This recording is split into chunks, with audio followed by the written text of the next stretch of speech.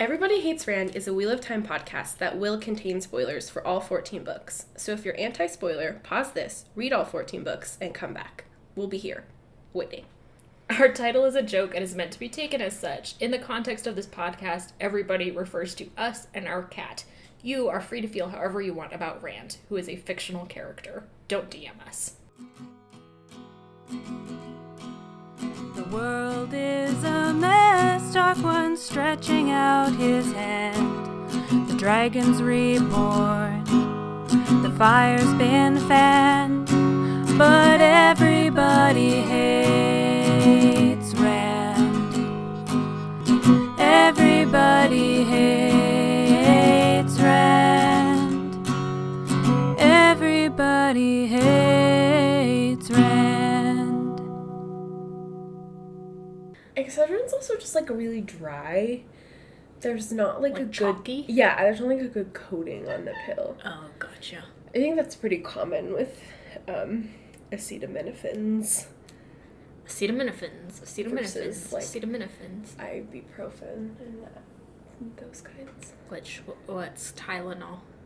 Acetaminophen. Oh, okay.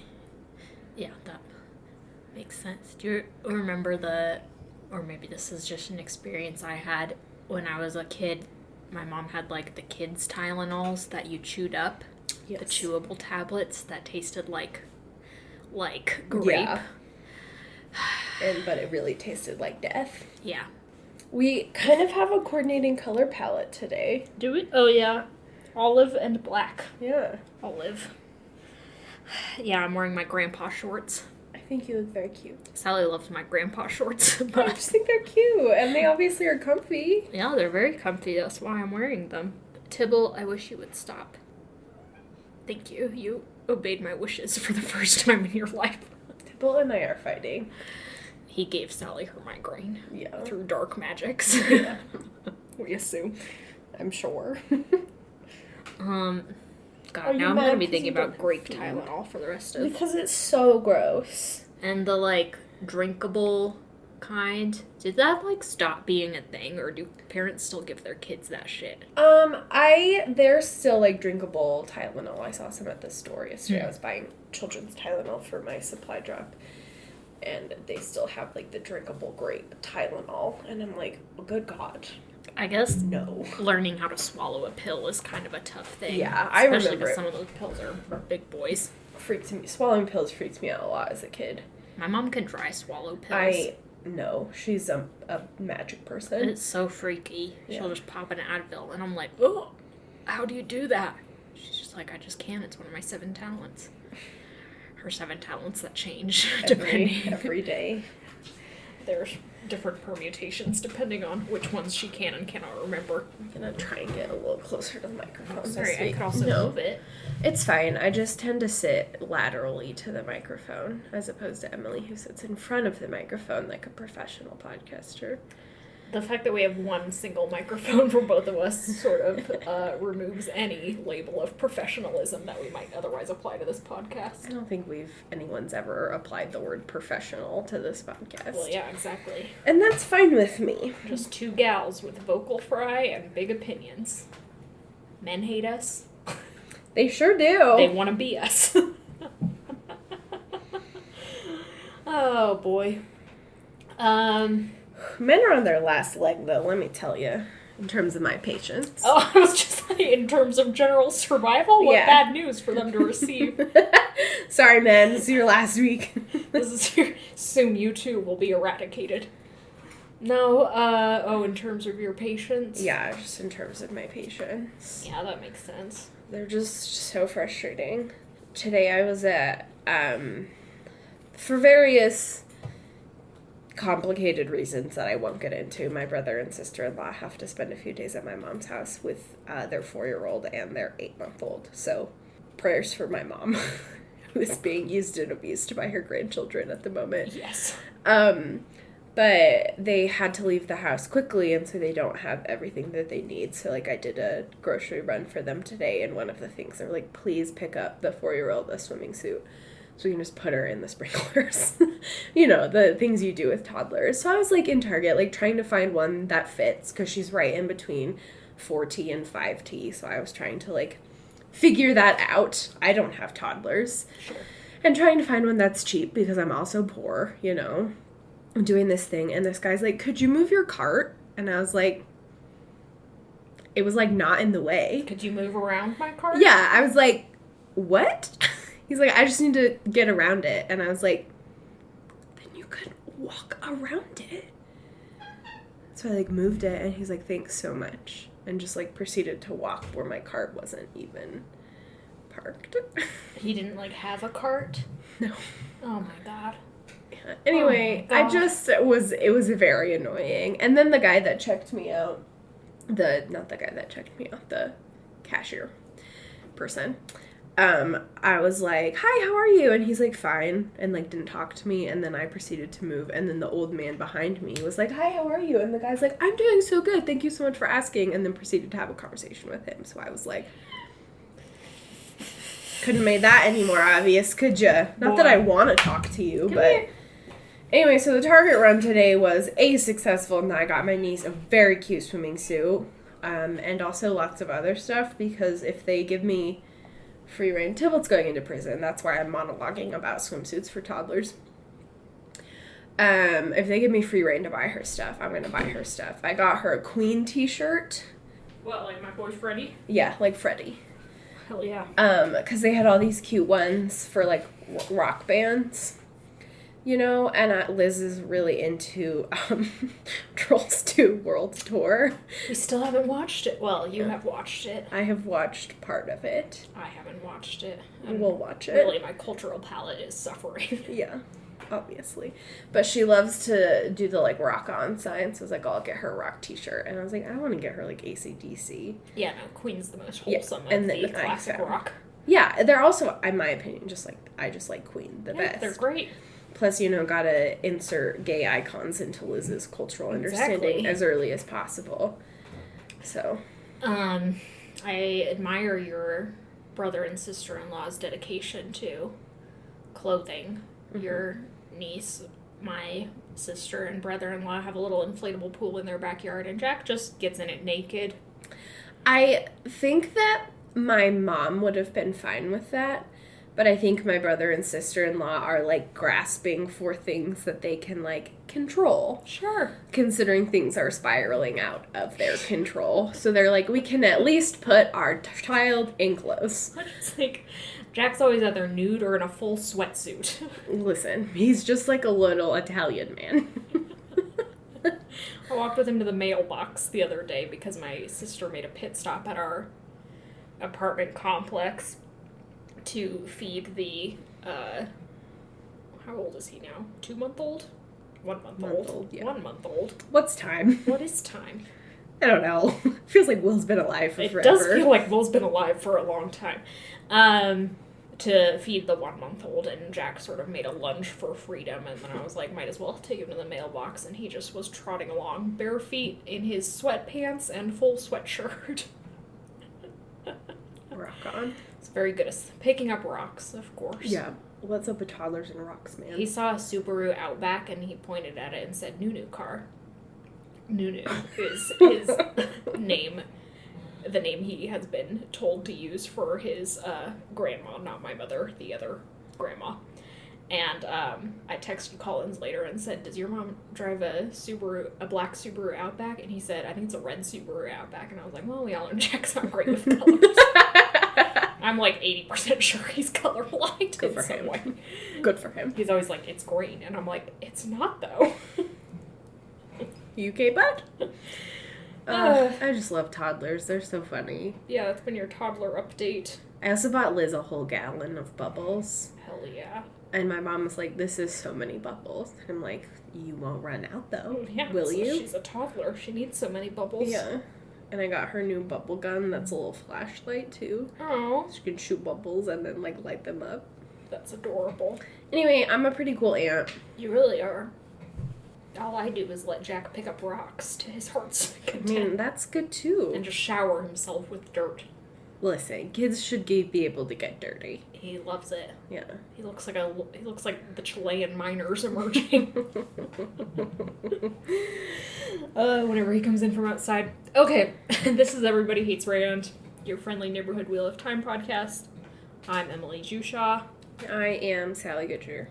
And here we are with the Fires of Heaven, recovering from Sex Igloo. Not a great... These chapters are so steadily baseline Wheel of Time. Yeah. The most mediocre of chapters. We have a lot of female characters inhabiting the screen, and it would seem that none of them, except for the most masculinized of them, Bergie, is capable of making intelligent or self-aware decisions, so that's disheartening. But, also the usual for Wheel of Time. Can't say much better for most of the male characters. They're all idiots, too. Yeah, everyone just makes non-thinking human decisions. Yeah, there's, no level of deductive reasoning used at all. All their heads are just empty. There's thoughts. A conversation Elayne and Nynaeve have where Elaine's like, I wonder why the wise ones never accompany Edwene to the White Tower. And Nynaeve's like, it's probably just because they don't want to go near the White Tower. And Elayne, both of them, instead of being like, that defies all logic, it's the dream world. Yeah. Are like, oh yeah, that makes sense. Not like the next conclusion, which they could deduct from Egg's behavior, that is like, they don't know Egg is going there. Yeah, Egg is doing an illegal. Egg is breaking the law. Good for her. The law of the land. Yeah, there's just a lot of stupidity. Especially from Elaine's part, if I may be so bold. Yeah, she's not a sterling example of intellect in these chapters. Or, ever, really. I think Elayne is a dumb character. Yeah. Which is fine. I love me a dumb character. Well, yeah, but there's such a difference between a dumb character, stupidity. First of all, stupidity is, a false thing, because, as everyone knows, there are different types of intelligence. There's physical intelligence, there's political intelligence even, there's intellectual intelligence, and all of the many things that I don't possess. I think I already said physical intelligence. You did. Physical intelligence. Today I was doing yoga, and it started with Adrian being like, this is just going to be 15 minutes of hip openers, and I was like, ah! Oh my god, that's my dream. I love hip openers. They feel so good. I mean, they do feel good, theoretically, but since my hips are fundamentally broken. Emily has the least flexible hips of any human being. Here's the thing, I have a perfectly normal left hip. It's my right hip, specifically. I just love... pigeon pose is my favorite when you get that, deep stretch in the hip flexor. I don't even know what that pose is. I'll show you after. Oh, okay. Yeah, show us. I bet it'll translate really well to our audio medium. Yeah. Do it on the podcast. Here, let me tell you about how to do pigeon pose.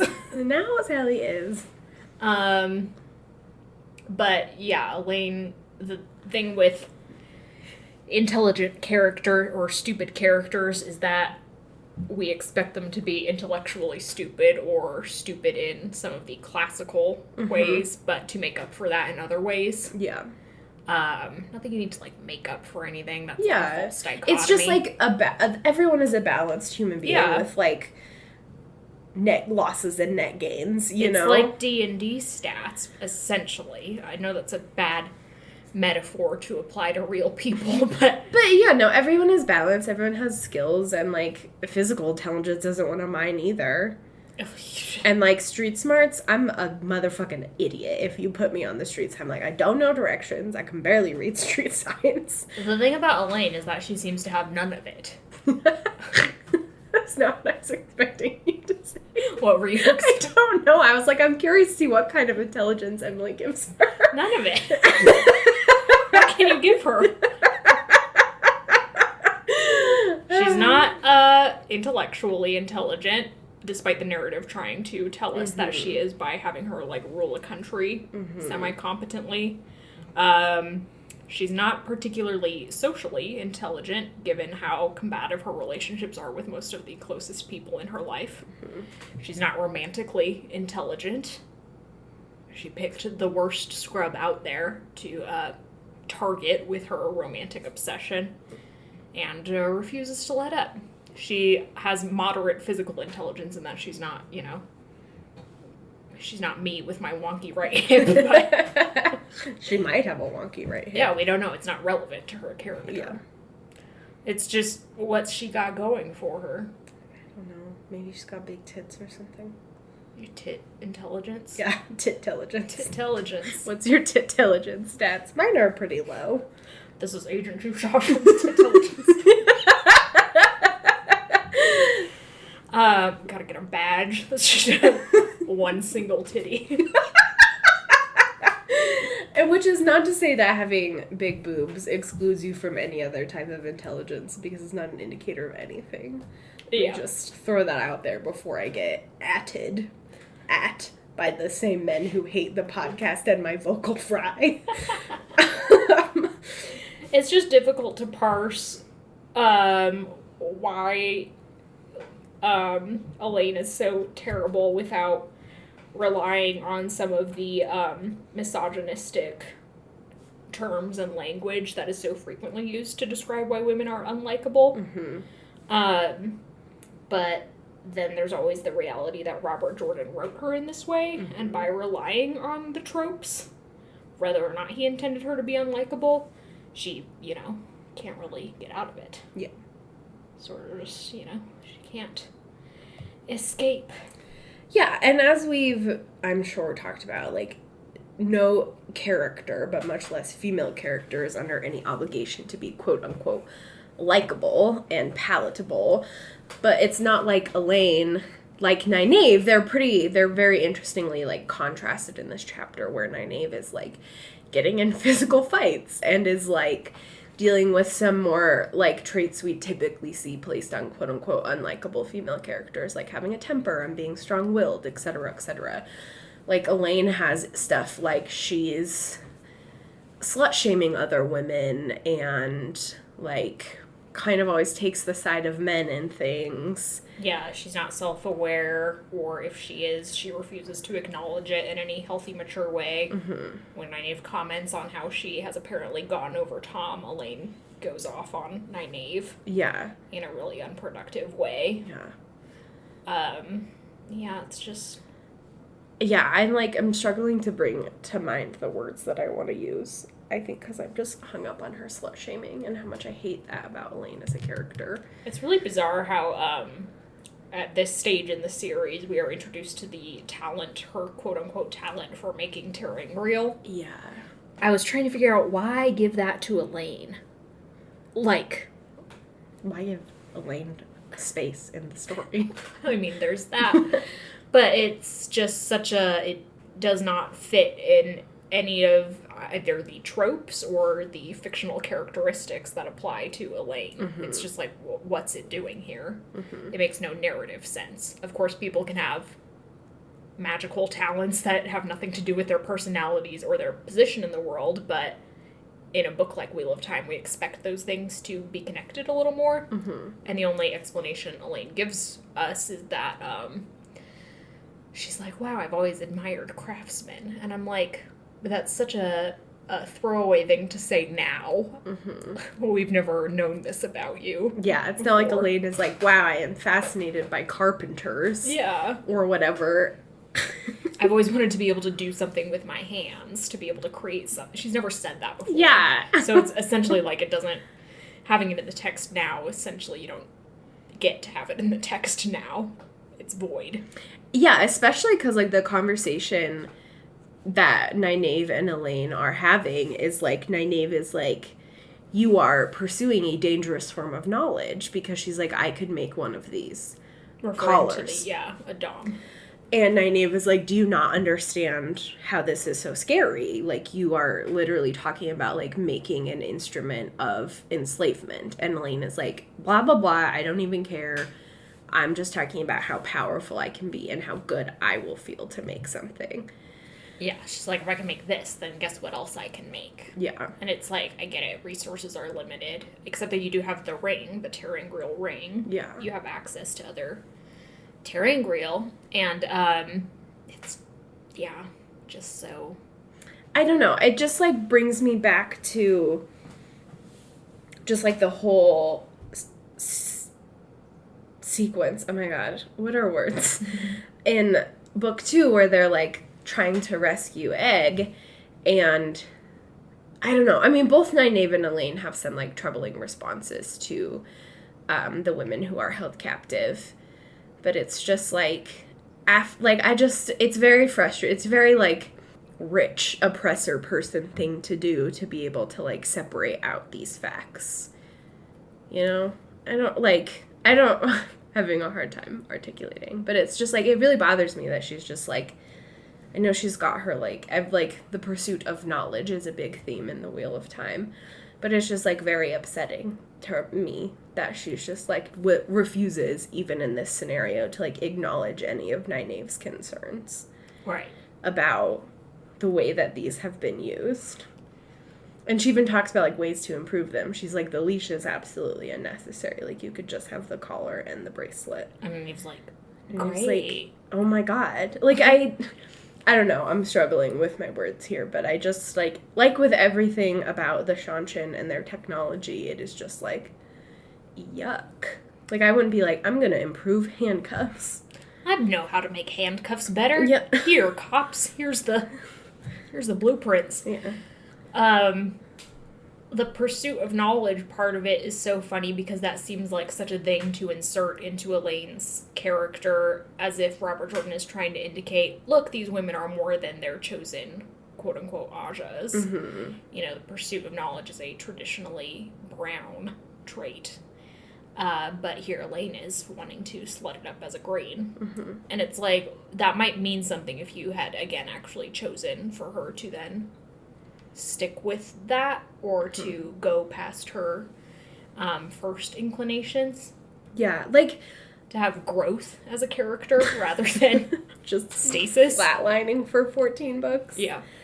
Or, like, also, like, what if she had chosen the brown Aja and then continues to just slut it up? Like, you do not have to define, you don't have to, like, build space into your career to be able to fuck people. Like, it just, the whole concept of the green Aja annoys me so much, and the fact that 2 out of our 3 main Aes Sedai characters end up there. We've had this conversation, too, but I just hate Elayne. I was marking up a graffitied book for a copy of The Fires of Heaven. I'm sorry, you guys, my head is throbbing, so words are coming out in, like, the strangest sequences.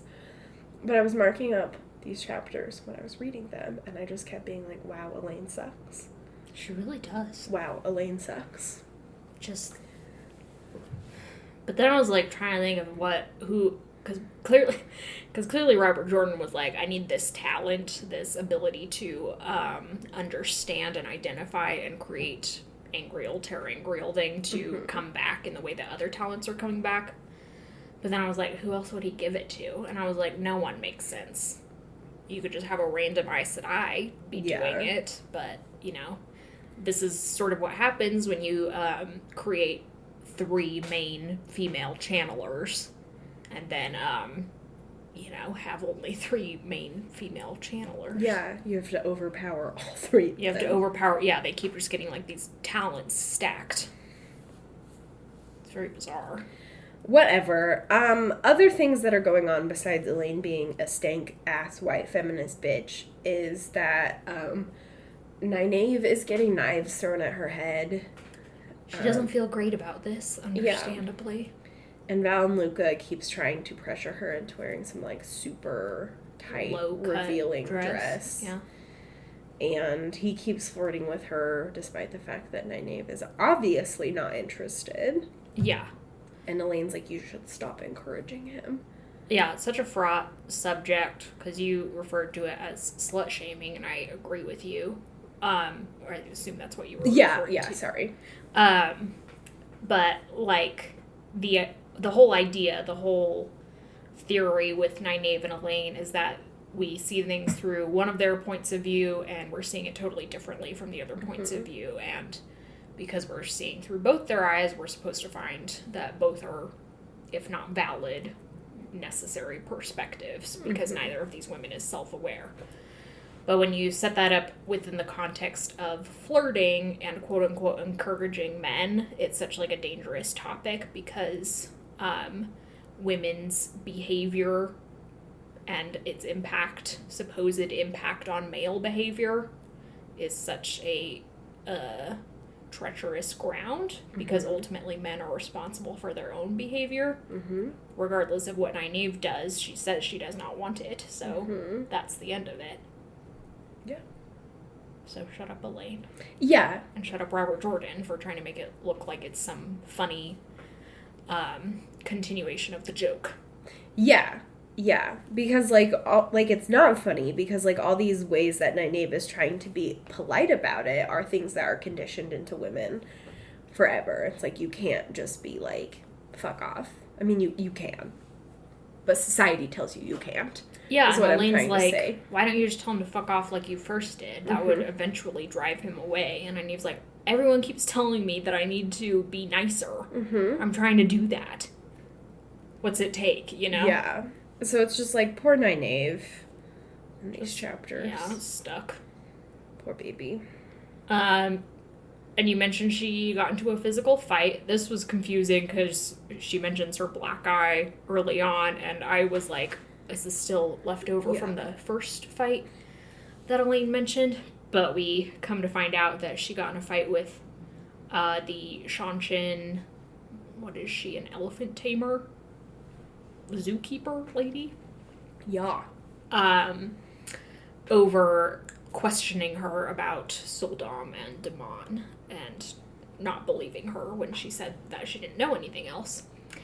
And the way she phrases it to Elayne is, to Elayne, you've taught her too well, essentially, which sort of goes back to what you were saying about their different relationships with this society of enslavement. This happens a lot with Nynaeve and Elayne. One of them or both of them will quote-unquote teach backbone to women who have been enslaved or otherwise oppressed, and then one or both of them will become very irritated that then these women exhibit agencies and wills and are not so easy to walk over, which again is sort of played for laughs. Yeah. And it's a serious topic, because this is a serious issue where societally, when we take an oppressed group and quote-unquote give them power, as though power shouldn't belong to them to begin with, and power does belong to them to begin with, and then when they start to behave like they have power, we get really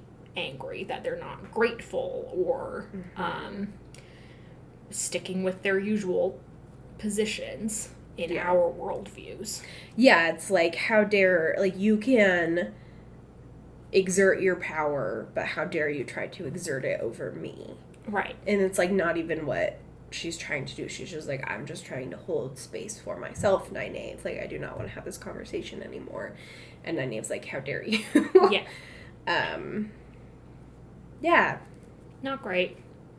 We also find out, to, like, set this, they're on the other side of the river from the town called Samara, where Luca is planning to set up the menagerie for a big performance. And Julian reports that he has seen, like, a bunch of white cloaks in the town, including Galad. And Nynaeve's like, God damn it. He's everywhere. Why? Is he everywhere? And Elaine's like, don't worry about it, because he cannot stand zoos, because he doesn't like seeing animals in cages. Yeah. He does eat animals, though. And I'm like, what? I know. I'm like, it's The false dichotomy there, you know? She's like, he can't, like, he's fine hunting them and eating them, but he can't stand seeing them in cages. And it's like, in the year of our Lord 2020, I object to hunting, because there's absolutely no reason to. But if you're existing in, like, 16th century fantasy continent, hunting would probably be a part of your food source. So, like, and shut like up, Elayne. your primary source of protein. It's not like they have alternate sources of protein like they do. I mean, they have some, but not enough. And it's not like Elayne herself is not eating meat. It's like Galad's, like, cooking up falafel in the kitchen every evening. Yeah. So I'm like, this is a completely valid moral stance to have, Elayne. Why do you suck so much? I know, like, Galad's like, maybe don't put lions in small cages. And Elayne's like, get off your moral high horse. This isn't a safe space for lions. I am going to be making collars to enslave women, though. Yeah. I don't believe in slavery, but I'm fine with that. Oh my god. Elayne just sucks so much. I hate her. And finally, Nynaeve is like, time for sleep, and uses the ring to go to Teleron Riyadh to meet up with Birgitte, who it seems that they've been meeting up pretty frequently. Mm-hmm. Partly because Nynaeve is avoiding Egg. So she shows up wearing the very special low-cut dress and is like, oh, gotta change this. And Birgitte's like, why'd you change it? You look so hot. You look so hot. She's like, I love wearing sexy dresses. Yeah. It's awesome. Yeah. Birgitte remains the only valid character. It's true. It's also just so, like, cute and romantic. Yeah. Her talking about Gadal. It's a real shame that we don't get to see her and Gadal's relationship in real time, only in nostalgia, in that, like, sort of sepia-toned memory bank that Birgitte is slowly losing. Mm-hmm. But, because, like, it's just such a fascinating concept and such a romantic concept to have two people who have multiple lives together, and when they leave them, when they die, essentially, they can remember them in context of all the other lives. That's very sweet. Yeah. Plus, Brigitte is just, like, the funniest girlfriend of all time. I know. She's like, I want so much money off him because he would not stop staring at my tits as though he had not seen them before. And then he's like, oh, stop talking about them. And Brigitte's like, what? You have them. Calm down. They're just boobies. But Nynaeve's like, okay, whatever. And Birgitte's like, great/bad news is I did find Mogadien. And Nynaeve's like, okay, take me to her. And Birgitte whisks them to, the darkness where the Forsaken meet in Teleron Riyadh. They're standing sort of above Mogadien, who herself is standing above this meeting of the Forsaken, Lanfear, Grendel, Samael, and Ravin, whose attire and chairs are, of course, described in detail as though these are insights into their personalities, which, because they're two-dimensional characters, they are. And we just hear them sort of plotting. Yeah, it's like, okay. Doesn't mean much to us, or it does mean something to us, but it's nothing we don't know already, that the Forsaken are plotting against Rand, and making it look as though Samael is to blame, so that Rand will go after Samael. It must have been a real shock when he shows up to kill Ravin. Robin's like, fuck. Robin's like, oh, dunk. That didn't work. Aw, and Lanfear just got... Can I get an F in the chat, folks? Including they mentioned something about killing someone close to Rand, which will sort of explain the assassination attempt against Matt a little later. What? It's just funny. Everyone's like, yeah, we'll kill Matt to get to Rand. And it's like, why don't you kill Matt to kill Matt? Yeah. I'm, like, always offended on Matt's behalf that everyone underestimates him. Yeah. I'm like, he's the world's most dangerous boy. Mm-hmm. He doesn't have Rand's nuclear power, but he does invent cannons. Yeah, he also has a brain between his ears, unlike Rand. Unlike the other men. Yeah. God bless. So we hear them plotting, and then Birgitte whisks Nynaeve back, and Nynaeve's like, did Mogadien see us? And Birgitte's like, no, but we were just, like, hovering above her. She could have looked up at any moment. But, in Teleron Riyadh, things are as you make them, so it seems like they could have very easily made themselves invisible.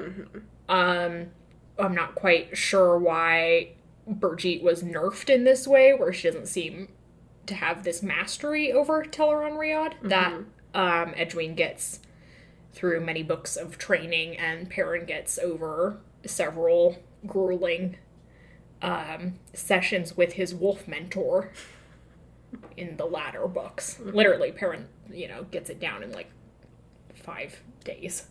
Gross. Because he's a man, and men are so much better at things than women are. Apparently. It just comes naturally to him. Doesn't it? Because he's part wolf. But Birgitte has literally lived a cumulative, we assume, hundreds or thousands of years in this place. You'd Yeah. think she'd be the best at it, better than the Forsaken. Yeah. So it's completely bizarre Yep. that she isn't exhibiting that. Except that Robert Jordan was like, no, then she's too powerful. Or maybe he had not made up the rule set for Teleron Riyadh yet in the way that it's used in the later books. Maybe. But Burgee and Nynaeve are chatting, and then Moghedien just comes up behind them, slams Burgee, and immediately rips Nynaeve's clothes off and contorts her into some painful posture, which she says she got the idea from Grendal's Kama Sutra chair, which is carved to look like people fucking. Or, just being in flexible positions. So immediately we're framing this in terms of torture porn, which isn't great because then both women also spend a lot of time talking about mounting one another and using each other as horses. Yeah. And it's like, ew. Yeah. Like, there's no great way to look at this Yeah. without being like, what? Yeah, Moghedien's like, I'm gonna turn you into a horse and ride you through Teleron Riyadh. And it's like... But why? Yeah, I know. It's, like, so bizarre. I don't know. You're like, there's no explanation for this that isn't just, like, reliant upon levels of sexuality and, gross, like, torture porn. Yeah, and it's another instance in the series, though it's not explicit, of, like, criminalizing, Kink? Sex? no, what are words? Criminalizing, women love women sexuality, lesbian sexuality. Sapphic. Thank you. Oh my fuck. What are words? Jesus fucking Christ.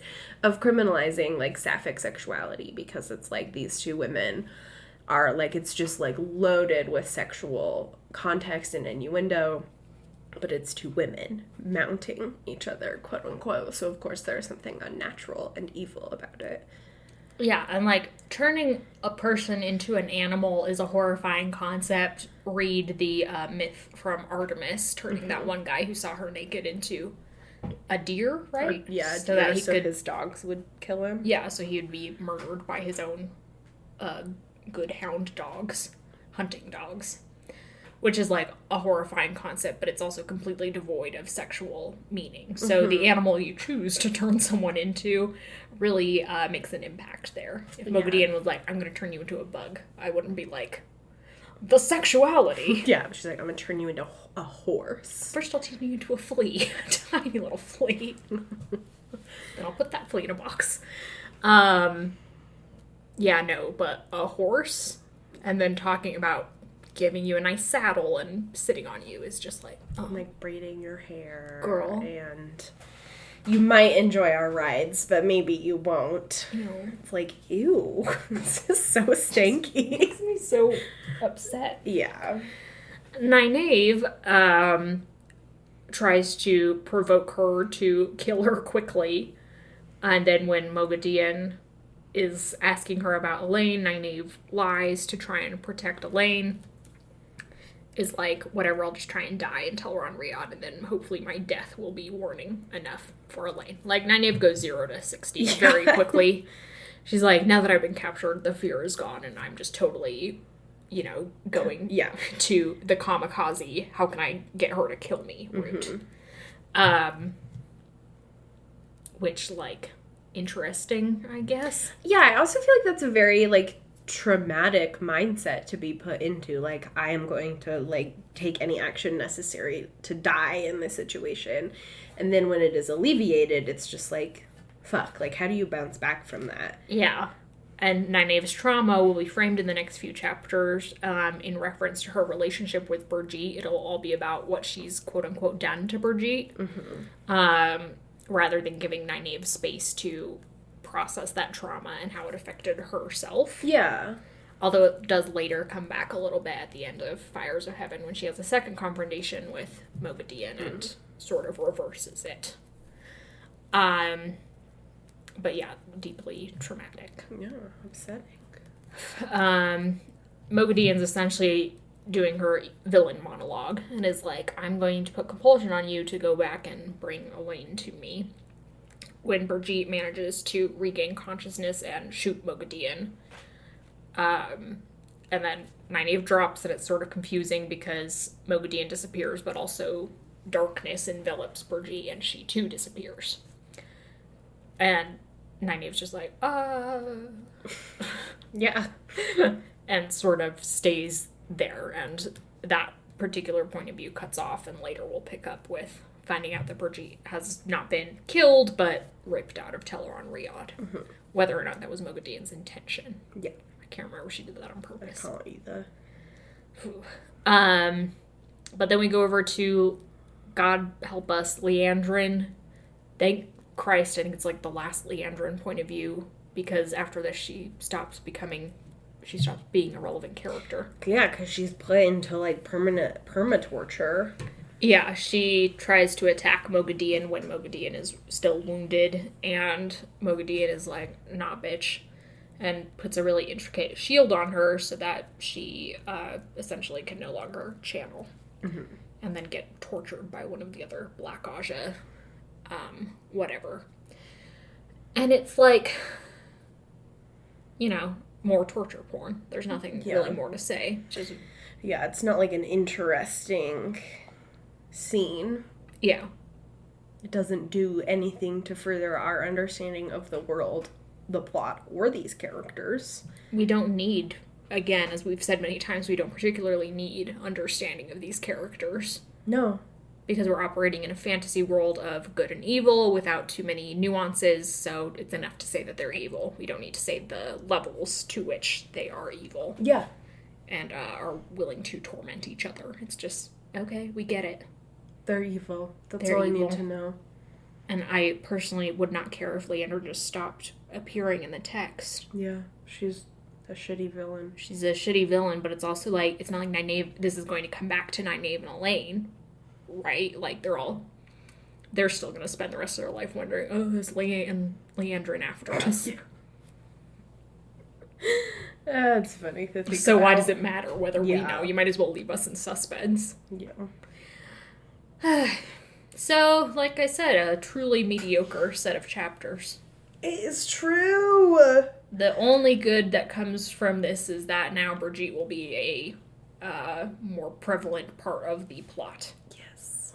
Thank Christ. I love her. She's so funny, so good. So wild. Can't wait until she and Matt meet and become BFFs. I know, it's very good. The best part of Book 7. The only, well, not the only good part of Book 7. Yeah, Book 7's very interesting, but... Book 7's fraught with much stuff going on. Things to talk about. Okay. Thank you for listening. Thank you to Glenna McKenzie for our theme song. Thank you to Excedrin for sponsoring this episode.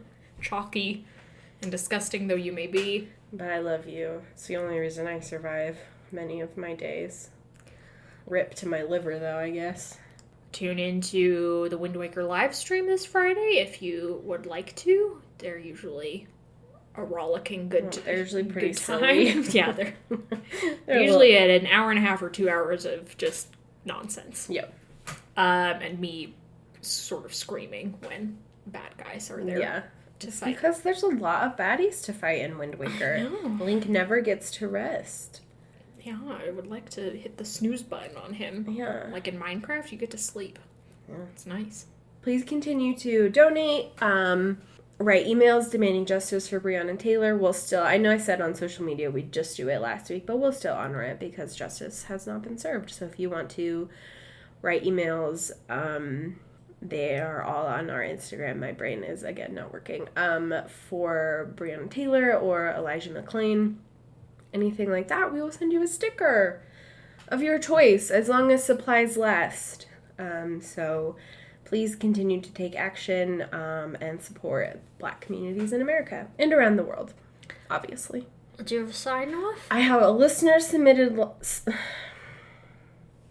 I have a listener submitted sign off from Logan. And Logan says, when I was 19 in my college world religions class, we took a day trip to New Orleans. I grabbed a hurricane in your college field trip, only in New Orleans. I grabbed a hurricane and was walking down the street where the strip clubs are. One had just opened with a Patriot theme, and the guy out front turned to me and said, "Hey, you want to come motorboat some titties for America?" and saluted. New Orleans is a truly fascinating and amazing place. What a way to end this episode with, what did we say it? Investigators or something? Tittelligence. Tittelligence. All right. Have a good week, everyone. Boy. Oh, I never clocked out. Fuck.